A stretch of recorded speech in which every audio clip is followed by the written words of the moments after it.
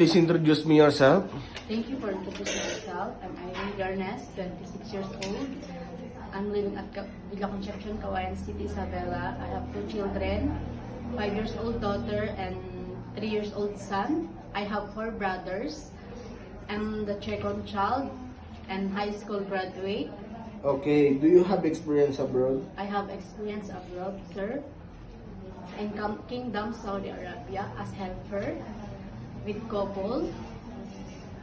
3 children, age 20 years old, 18 years old, and 15 years old. I do all cleaning, ironing, car washing, cooking, and my main duty take care of the kids.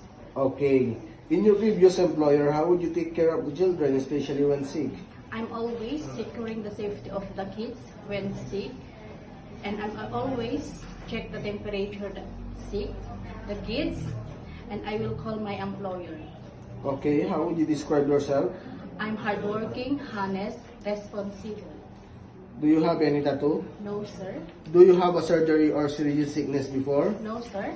Do you have an allergy to certain foods? No, sir. Do you smoke and drink alcohol? No, sir. Why do you want to work abroad? I want to work abroad to provide my family, especially to my kids, and to be financially. Okay, if you get tired, who will take care of your children? My husband, my mother, and my mother-in-law. If you're homesick, what would you do? I will focus on my work, and I will remind myself this job I need. Okay, what time do you usually sleep and wake up when you are working? I usually sleep at 10, around 10. If finish my work and I'm wake up around 5. Okay, are you the one who does the cooking and do market at home? Yes, sir. Sometimes kids are super active when they tend to be out of control. How would you control your temper? I always calm and patient with dealing them.